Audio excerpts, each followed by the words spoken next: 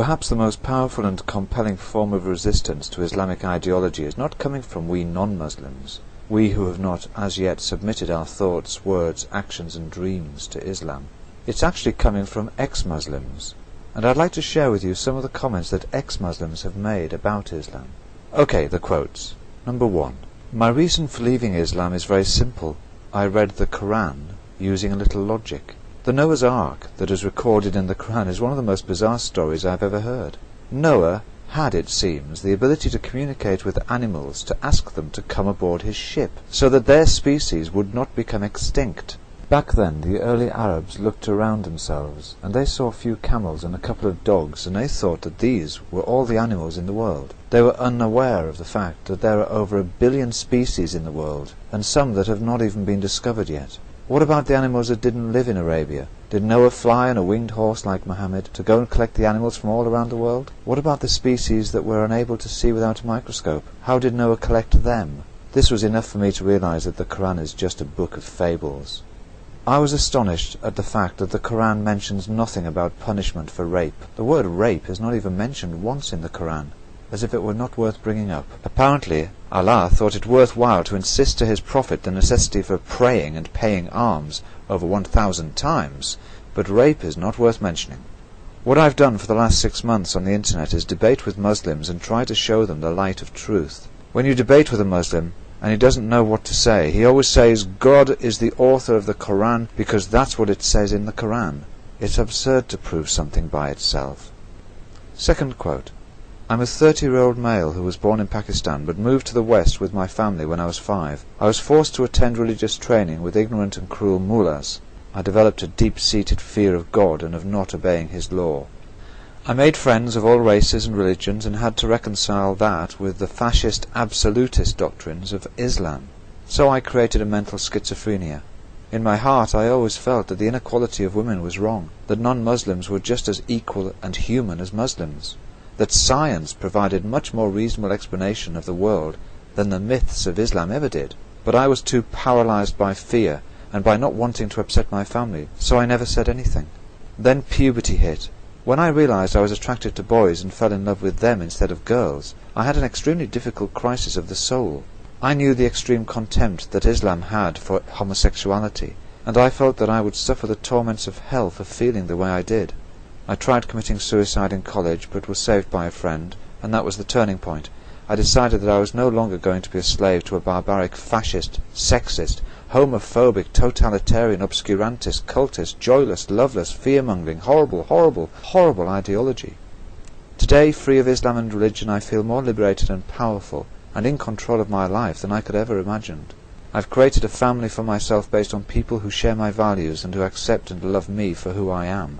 I wish all Muslims around the world would have the same opportunities to unchain themselves from the lies they're brainwashed into believing. I realize I'm very privileged in the West where I have the freedom to choose my life's path. Quote number 3. I'm a woman who was born in a supposedly liberal Muslim state. However, I learned at a young age that in any Muslim country, women do not count for much. I was told that men were smarter, better and stronger than women. When I was married, my husband continued to try to reinforce male superiority over me. He continually told me that he was the boss, and I was to do what he told me to do. He reminded me that if I wanted to leave the country, I had to have written permission from him. My mother-in-law was forced to be a slave of my father-in-law. He would stay out all night at cafes, laughing with his friends and soliciting prostitutes. My mother-in-law was suffering from ill health, but she was scared to leave the house to go to see a doctor without permission from her husband.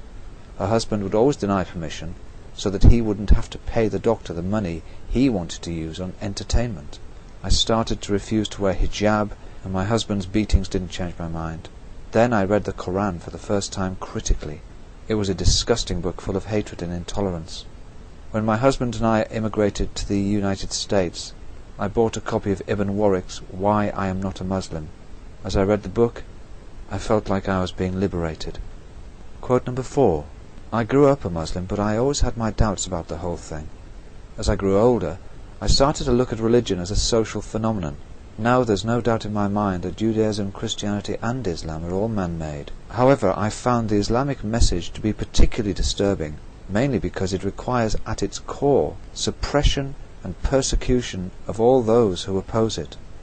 And the final quote: I could not remain a Muslim because Islam hates women.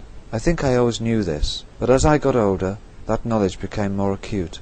Islam wants women to cover themselves, to stay indoors, to obey men, however stupid those men are. Islam says that women are inferior in every way. Islam distorted my father's feelings. He didn't want us, his own daughters, to be happy or fulfilled. He only wanted us to be good Muslims, and for daughters this means to be suffering Muslims. What sort of religion forces fathers to make their daughters suffer? What sort of father thinks that his daughter's hair is shameful? What sort of father tells her she cannot sing and dance when she's happy? A Muslim father. This is why I am not a Muslim. My children, boys and girls, will be able to feel the wind in their hair. They will not be ashamed. They can sing and dance as much as they like. Nothing they do will shame me, as long as it's done with life and joy. Islam has no joy. Islam is a cult of tears and death. Now many of us attack Islam with a very broad sword, hoping to cause as much damage to it as possible. But my question to you is this: when you attack Islam, are you sure you're not also attacking those who could be your greatest allies of all? The men, women and children most cruelly affected by Islamic dogma. Those who, though controlled and misled by the cynical, self-seeking, largely atheist imams and mullahs, are perhaps our greatest hope of helping to consign the Qur'an, Muhammad and all the hate-mongers back to where they belong, in the history books of a primitive and tribal 7th century. Make it easier for Muslims to become ex-Muslims. They know there's no hell like an old hell.